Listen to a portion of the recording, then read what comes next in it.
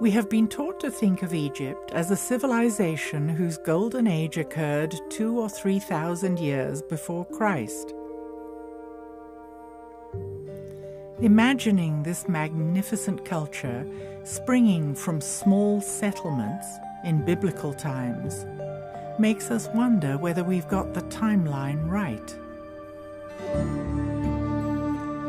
World cultures have myths that speak of high levels of consciousness, superior science, art, and architecture from eons ago. How do we reconcile this?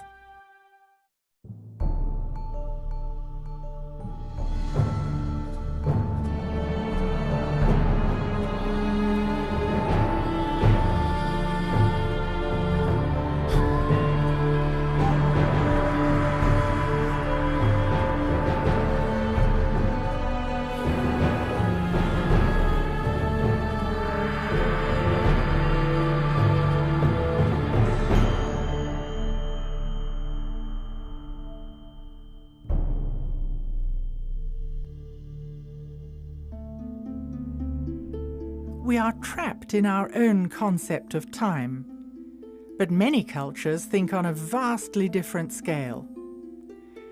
Science has established that the earliest human remains are about 2.5 million years old. It has shifted our marker back, so that now we are able to conceive of human culture being much, much older. In Indian traditions, and in 30 other cultures, a 26,000-year cycle is accepted. How does that affect the traditional chronology of Egypt, which insists that the pyramids were constructed as recently as 2450 BC? Will this force the issue of rethinking the chronology of ancient Egypt? Every year, authors, scientists, and alternative thinkers come together for the Conference on Precession and Ancient Knowledge. They share ideas about ancient cultures, lost knowledge, and great cycles of time. I started the Conference on Precession and Ancient Knowledge because I wanted to bring together the bright minds in this whole field of alternative history so we can put this very ancient puzzle back together again. Geologists, physicists, engineers, and archaeoastronomers discuss the accepted dating of world history. I'm convinced that there is a misunderstanding about the tenets of Egyptian civilization. And I'm convinced that there is misunderstanding about its datings. To me as a geologist, it's unquestionable that the chronology has to be redone. Knowledge of precession and advanced astronomy existed in extremely distant times. So I think we're looking at a chronology that's far, far older than is accepted. By integrating recent scientific discoveries in different disciplines, they define a new timeline of our past. The Egyptians provided us with concrete evidence that describes political events from a far more distant past than we can imagine. Why has this been overlooked? The Egyptians themselves, in at least one stone tablet, the Palermo stone, and one papyrus, the Turin papyrus, they say that ancient Egypt is much, much older than the Egyptologists think it is. So to dismiss that is, of course, an assumption that contemporary Egyptologists know a lot more about ancient Egyptian history than ancient Egyptians do, which is a form of typical arrogance on the part of the academic community. So why do we consider civilization to be only about 6,000 years old? Is it because of our limited imagination, or is there another reason? Modern scholars tend to minimize the age because it fits better with the current paradigm of history. You know, the current paradigm is 5,000 years ago, man was hunter-gatherer. He had to have writing before he could build large structures or civilizations. He came together to protect himself from other warring parties. and things like this. And so, for example, in Corral, Peru, when they found that amazing six-pyramid structure down there, they assumed it was built by the Incas, because that's only 500 years ago, and the Incas built most of South America. Well, when they got this very good carbon dating that shows it's 4,700 years old, it really blows a hole in current history theory. Generally, the academic community is just sort of silent about it right now because they don't have any good ideas with the current theories of history. A cross-disciplinary approach helps us to put hard evidence and theory together to reach a greater understanding. If we consider the data coming from astronomy, geology, astrology, and climatology, we can arrive at new conclusions about the chronology of ancient Egypt. We have two sciences that are playing with it. We have astronomy, we have geology. With the pyramids, we have a much more precise science. They've aligned the monuments. And they have the religious ideas locked to the machinery of the sky and the constellations and the sun and so forth. So we can use that with high precision and arrive at that date. How does this information affect the dating of the Great Pyramid? Was it really built when Egyptologists say it was? The traditional date for the Great Pyramid is about 2550 or so BC. You know, give or take. I mean, people argue about the dates, and some people want to date it down to a particular year. I think that's a precision that's not justified whatsoever. I like to use the metaphor of painting a house. If you painted your house last in 2003, that doesn't mean your house was built in 2003.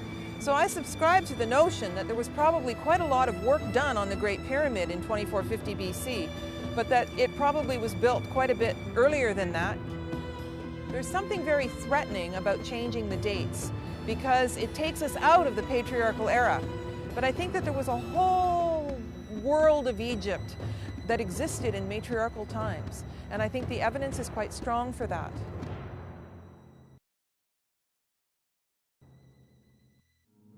There is absolutely no reason at all why the ancient Egyptians could not have worked out the precessional cycle. How do we approach the age?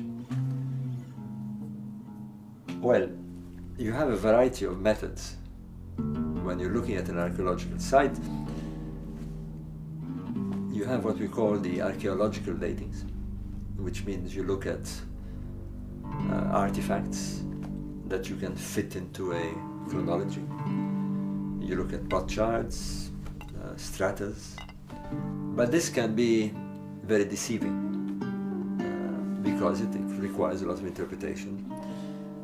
Nonetheless, these are the methods that is predominantly used in archaeology. The other is carbon dating. Carbon dating is okay up to a point, and it's notoriously misleading if it's been contaminated and so forth. And besides, with many of these places, we do not have carbon datable material. Carbon-14 dating works only on organic materials, but simply touching organic materials contaminates a sample. Stone cannot be carbon dated. There is another form of dating, which is to use precessional astronomy. What can we use to measure time? Are there markers that connect to the movement of the stars? The stars would shift about 1 degree every 72 years. It's not anymore in the same spot. Our planet is moving, but we can't feel it, not in the same position. And that was, it's in a change all the time. Nothing stands still. You know that our planet makes a cycle every 24 hours, sunrise every 24 hours, right? But our planet also revolve in a different way. Precession is the motion of the axis of the Earth, which wobbles like a spinning top due to gravitational pull. They make one round every 26,000 years. If you have a monument, for example, let's take one that we know for sure, the temple of Isis at Dendra. It's a small temple behind the Hathor temple. That one is 99% sure aligned to the rising of Sirius. So if we have certainty that the temple has its axis aligned to the rising of a star, and we know which star it is, then we can date it. It's very simple, we do it in a matter of minutes. This is known as precessional astronomy. The star moves or appears to move because of the precessional wobble. We have a date. Plato called a precessional cycle of 26,000 years a great year.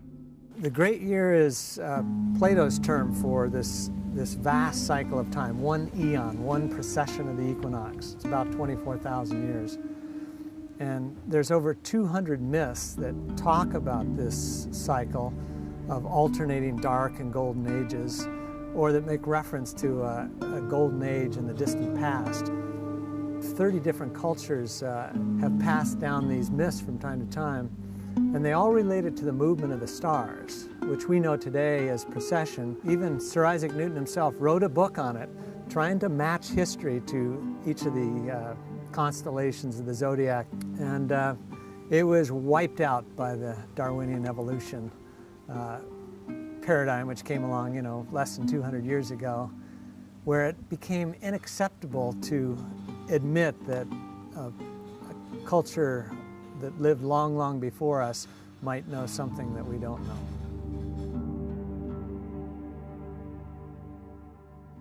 On different continents, cultures have come up with the same ideas. There's a certain science of cycles that's embedded into the world age doctrine of the Maya. You find it nicely paralleled in Egyptian ideas as well as the Hindu world age doctrine known as the Yugas. And it's somewhat counterintuitive to what we've learned in our own Western education, that it's referred to as the myth of progress, that human beings today are in all ways superior to human beings that came before. It's simply not true. Cycles go through periods of increase and periods of decrease. Mayan day keepers are descendants of the ancient Mayan people and monitor the sacred calendar. Each day has certain qualities and gods. Day keepers follow the movement of planets, eclipses, and astrological alignments. They are often trained shamans who do divination ceremonies, giving daily and monthly forecasts. The Maya calendar is really interesting because it's based on a lunar rhythm. And the core building block of the sacred calendar is this 260-day cycle. Maya daykeepers today will offer as an explanation for this that it corresponds to the human gestation period. It's roughly 9 months. So all human beings share this primal rhythm of unfolding based upon the lunar cycle. And that's a real interesting key to what you might say, the Mayan time philosophy. There are many ways of dividing time: solar cycles, lunar cycles, and larger cycles of time. The Mayans devised their long count calendar, which combines a cycle of 20 named days with another cycle of 13 numbers to produce 260 unique days. Each of the 20 days is linked to a different god in Mayan mythology. The Great Cycle started in 3114 BC and ends in December 2012. Well, the long count calendar is the most interesting calendar that the Maya had devised. This is of great interest in our times because this large cycle in the long count calendar, this period of 13 Baktuns, ends in 2012. So there's a great interest in figuring out why the early Maya skywatchers picked 2012 to end this large cycle of time. The Mayans were excellent calendar makers. They intercorrelated the movements of the moon, the sun, and even Venus to make their calendars very precise. And for some reason, they have their long count calendar, the Baktun, ending here in 2012. So it seems perhaps they're trying to call attention to something. Many people have been talking about 2012 as a turning point. What is the significance of this date? In the years around 2012, the December solstice sun will be lining up with the center of our Milky Way galaxy. This is a rare alignment in the great cycle of the precession of the equinoxes, this 26,000-year cycle. Now, another thing that's interesting about this period of the 13 Baktun cycle that began in 3113 BC and ends in 2012 is its midpoint, 550 BC. This is a time when great world teachers appeared on the stage of history. Pythagoras among the Greeks, the Buddha, Zoroaster among the ancient early Persians. So there's also something to be said for the way that the long count divides up time in a certain way that defines periods in human culture. You know, dawn points, high noon points, and end points.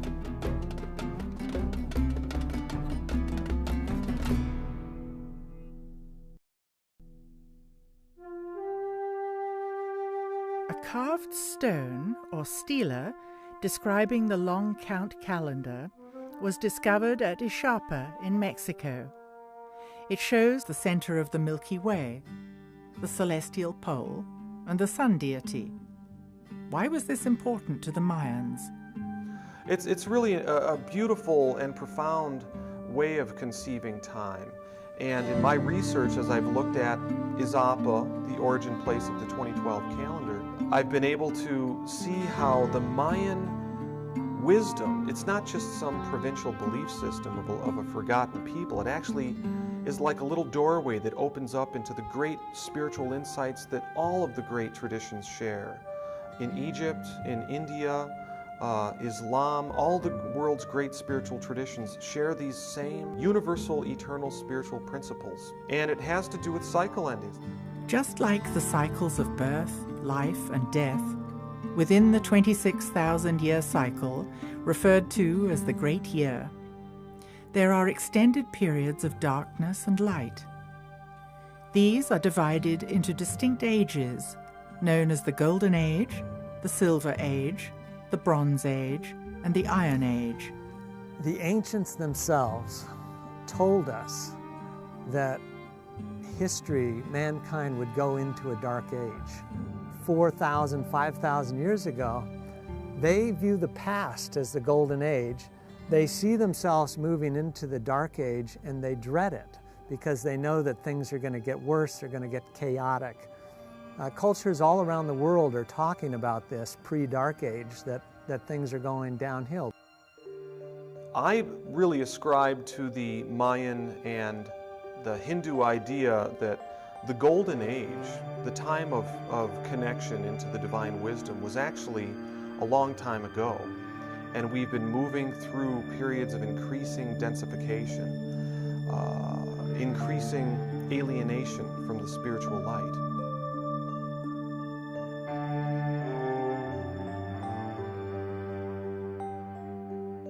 Golden Ages are times of enlightenment, when civilizations reach high points in architecture, spirituality, and benevolence. This is considered to decline slightly in the Silver Age, further deteriorating in the Bronze Age, and reaching extreme levels of chaos, corruption, and ignorance in the Iron Age or Dark Age. Then the cycle works its way back up to the next Golden Age. One of the ways to measure the 26,000-year Yuga cycles is through the ages of the zodiac, which the ancient Egyptians clearly understood. The origin of the zodiacal signs is a very good question, actually, and probably impossible to determine. The only one of the signs that vaguely looks like what it's supposed to is Leo the lion. The stars making up Virgo definitely don't look like a virgin, whatever a virgin looks like these days. And the other signs are equally mysterious, the crab, the bull, etc., etc. Knowledge of precession and advanced astronomy existed in extremely distant times. The basis of the signs themselves, in terms of zodiac, the wheel of life or the wheel of animals, there are different translations of that. I mean, if you really want to know what the signs signify, you have to go into the qualities and properties of the signs themselves. In other words, each sign is male or female. Each sign is fire, earth, air, water. Each of the 12 signs of the zodiac has distinct energies. There are 4 elements: earth or material signs, air or intellectual signs, water or emotional signs, and fire or creative signs. By looking at the 12 zodiacal ages of about 2,000 years each, we can rethink the Egyptians' concepts of time and recreate the chronology.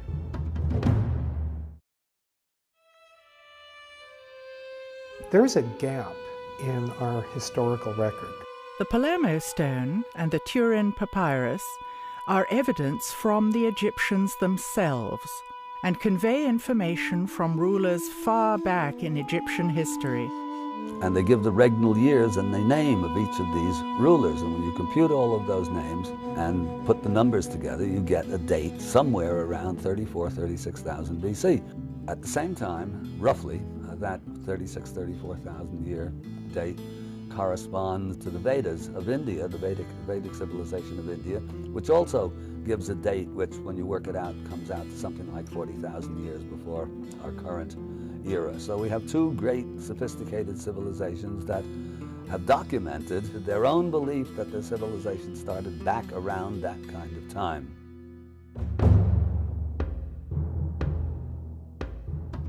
It is interesting to note that this is roughly 1.5 precessional cycles ago, dating back to a previous golden age.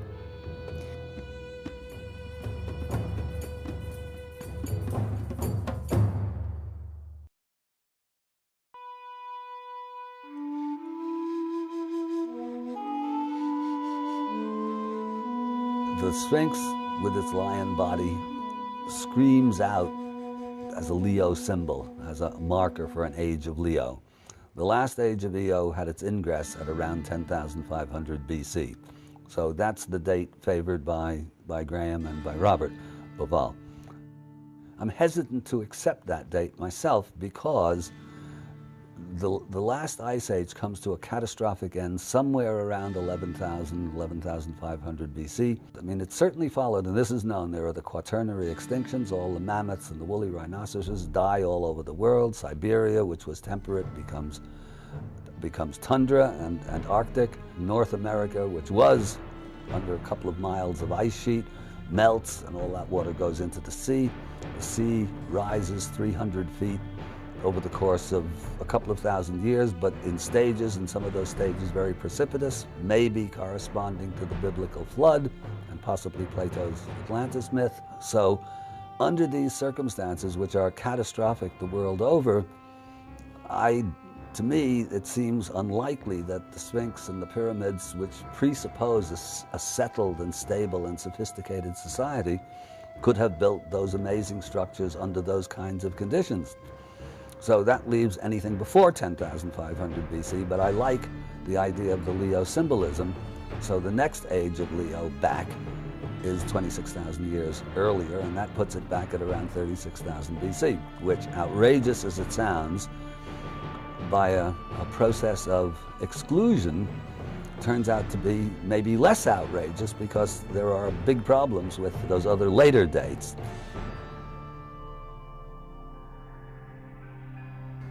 Looking at the weathering on the Sphinx and the Sphinx enclosure, that weathering was clearly formed by runoff from precipitation. It is indeed water weathering and precipitation induced, so it has to have been done in the distant past, and the question then is, how distant was that past? It could take tens of thousands of years for the Nile to have migrated 8 miles.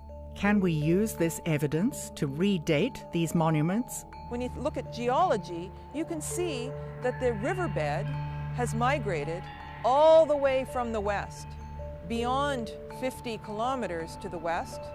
Then it passed across the plateau, and you can see that the ancient riverbed actually went right up to the pyramids, and the initiates could have stepped right off these barges up onto the causeways into the pyramids.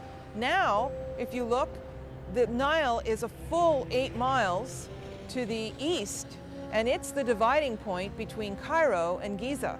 And so if we look at geological time, it would take several tens of thousands of years in order for the Nile to make that migration. We can compare that to places like Tiahuanaco in Bolivia that almost certainly was on the edge of Lake Titicaca, and now it's 50 miles away. So it changes the whole idea of how ancient these places could have been. How many thousands of years does it take for a river to make this huge journey? The oases of El Khaga and Fayoum run parallel to the Nile today, but 100 kilometers west. It seems that the river migrated all the way from here to its current course. Evidence of ancient human settlements has been found in the area that is now desert, but once had water. At these locations are stone circles, indicating a knowledge of astronomy. What does it tell us about the distant past? What can we conclude about the dating of the pyramids and the Sphinx? And all I can really say at this point, given the data I have, is that I think it has to be at least back to 5000 BC. Could it be older? In fact, might it well be older? Yes. Generally, if sort of pressed for dates, I'll say my best estimate is somewhere in the period of 7000 to 5000 BC. So that's really a working range that I'm comfortable with.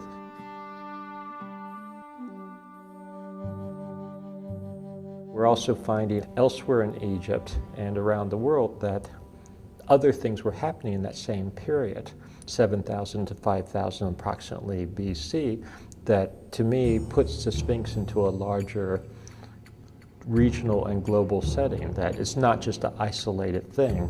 It doesn't seem as isolated as it did 15 years ago when we had less knowledge. You come to tentative conclusions. If more data comes in that seems to indicate something else, I don't ever want to be afraid to change my conclusions or go where the evidence takes me.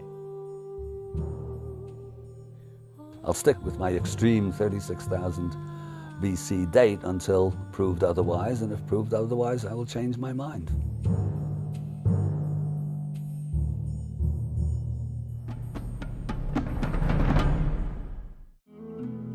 How can we tie the concept of the Yuga or Vedic cycles into something more concrete that we can recognize in our own history? If we re-examine the stories that are often dismissed as fanciful myth, we might find that it indicates greater forces in play. Those of us that are seriously looking at this old Vedic concept of the world ages, the cycle, we know that the Golden Age, the last Golden Age, basically the peak of the cycle was about 11,500 BC, highest point. We also know that Plato mentions a series of catastrophes which have come down to us as the Atlantis legend, in which he claims that on our calendar system it would have been around 9,500 BC. Some tremendous upheaval apparently occurred, a lot of destruction.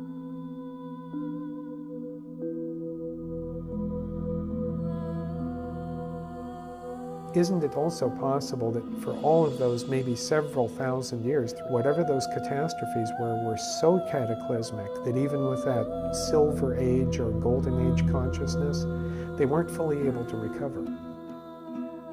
The end of the Golden Age and the decline into the falling Silver Age, or what we would refer to as mental age, marked the time at which we were falling out of a state on this planet where the average person had the potential or capability to be in a state, a very high state of awareness. And they were a far more enlightened and benevolent society than we would be able to even imagine now, but they were beginning to lose that almost divine state that exists in the Golden Age. And as they started to descend into the Silver Age, there began to be more of an emphasis on what we would now refer to as sacred sites and sacred structures. You could almost think of them as machines to enhance consciousness or to create an environment where, you might call it altered states of experience, but changes in consciousness, expansion of consciousness. What these were really intended to do, it wasn't so much for the selfish purpose of, for example, boosting up a few individuals. This actually had to do with a much larger global perspective. And that's effectively what the Great Pyramid was. It was basically a device, a generator for, if you will, broadcasting and transmitting throughout the planetary structure, a type of field which uplifted the entire humanity. For at least 1,000 years, this structure performed beautifully. My guess is that it probably did a lot to help offset the fall into the Dark Ages. And I think what the pyramids did is that for those individuals that were at least somewhat receptive, it kind of kept that energy polarized into the higher centers. This is very real, and I think this is very important. It's like great art or great spiritual insight, expansion of consciousness. In a way, there's nothing more important than that. It couldn't do it forever because eventually Mother Nature is going to win out, and this cycle is part of nature. It's as much a part of the natural world as day and night are. We had the ability to grasp those electromagnetic forces and the more fundamental forces that underlie those to basically prop up humanity for a while using the system. Now the pyramids only have a very direct effect if you're close to them, which is the way it is in this age. You know, if we go stand in the pyramid, we might feel an effect like that. But I suspect thousands of years ago, you didn't have to be near it. I think it was probably a global effect.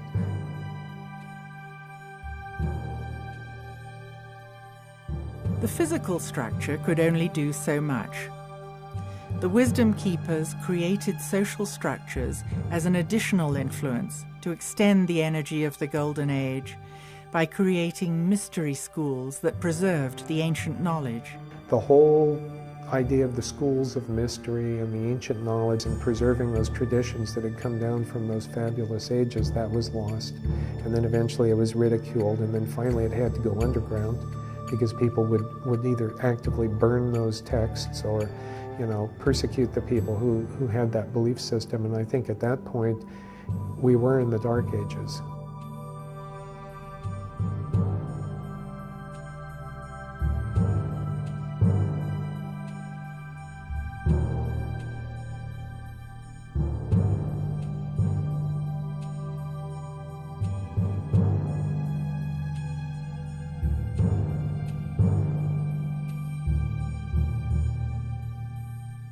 The exact end of the cycle of darkness is approaching. Each winter solstice before 2012, our sun comes into close alignment with the galactic center. This means we are beginning to feel the shift of energy already, even though the exact conjunction is December the 21st, 2012. So all signs point to the interpretation that we are deep into the period of increasing darkness. What happens at the end of that downward trend is a turnabout. And I believe that that's where we are right now in history. The Mayan material for 2012 basically indicates this turnabout point, this point of maximized spiritual darkness. But then in the cycles of time, we turn the corner and we have an opportunity to open up to the transformational energies that can sweep us into the next cycle. I hope that the Mayan ancestors trying to interpret the few writings that are left are correct, that it means there's going to be some quickening or something like that. Because that would actually go with our latest understanding of the yugas. What a yuga cycle really is one precession of the equinox. And you know, using these later scholars' interpretation, we're actually in the very early stages of consciousness accelerating. It has to do with the opportunity that we have to open up to the divine wisdom, to the transformational energies. but it always comes down to free will. Nothing is predetermined. It always comes down to a choice that we all have to close down in fear, succumb to fear, close down, become more limited in our consciousness, or open up to the blessing of the connection to the higher wisdom that is symbolized in the Maya tradition by the galactic center, the womb of the Great Mother, that which can transform and renew.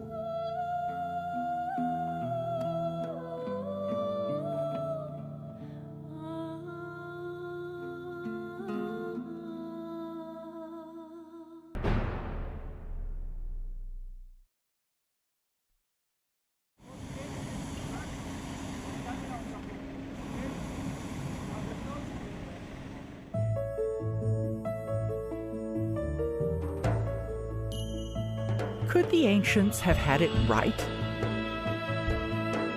Perhaps we should consider that we too can return to high levels of consciousness, heightened perception, and inspired creativity. It would serve us well to embrace nature and to protect the planet's environment.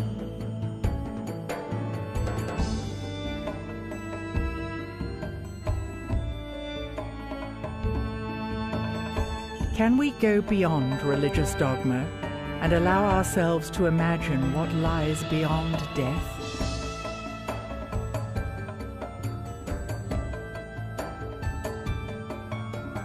How would humanity change if, instead of material wealth, consciousness was our highest value?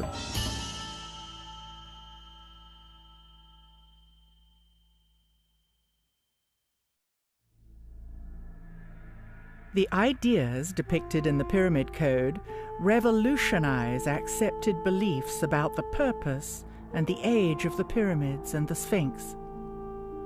Clearly not tombs, these ancient structures may have been used to access and transmit a type of energy that affects human consciousness. We have seen concrete evidence of high-level technology with laser-cut crystals, polished black basalt floors, and curious and sophisticated instruments, including those that generated energy from sound and light. Looking at the old riverbed, it seems clear that the Nile has migrated over time, and that it once flowed to the east of the pyramids. The ancient Egyptians built temples using sacred geometry corresponding to cavities in the human body.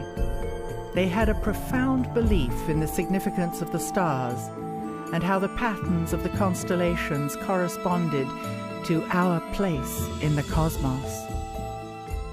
They understood large cycles of time, and they kept meticulous records of the motion of the stars and planets.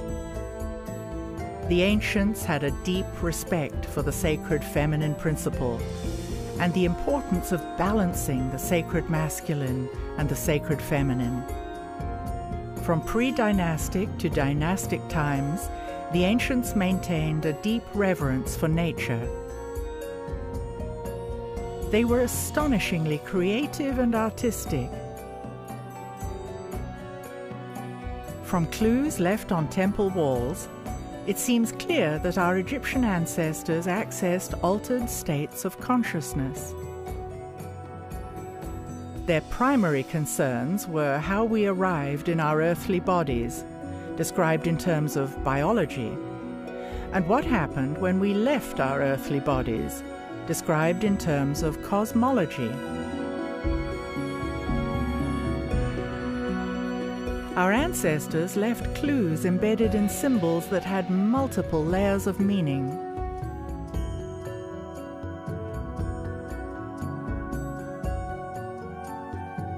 They were empowered humans, using the full capacity of their senses. Today, our planet is in trouble politically, economically, environmentally, and morally. Many will agree that corrupt people hold places of power.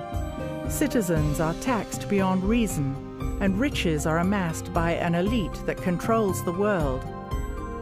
With all this evidence of the sophisticated science left by the ancients, can we still uphold the belief that we are the most advanced society that has ever existed on planet Earth?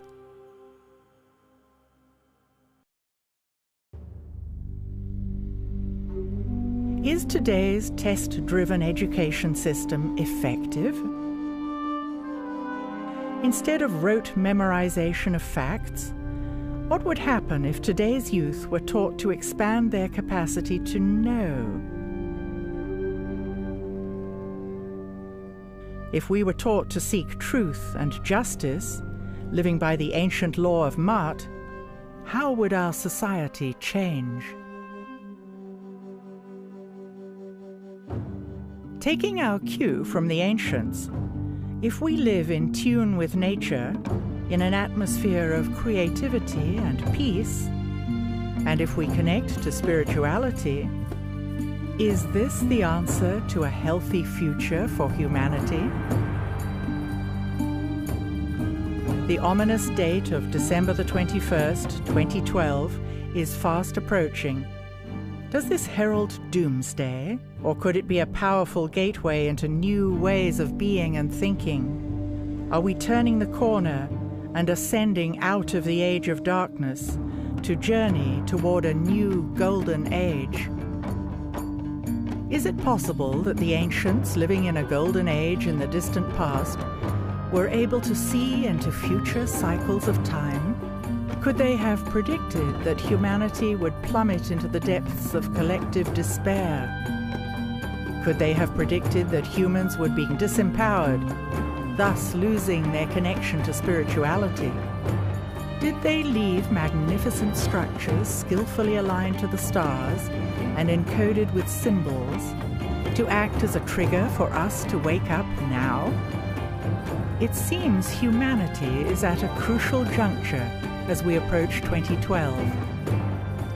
Are we ready to walk forward into a new future? Have we finally cracked the pyramid code? Wake up. We have it. We got it. Just know that we have it. And it works.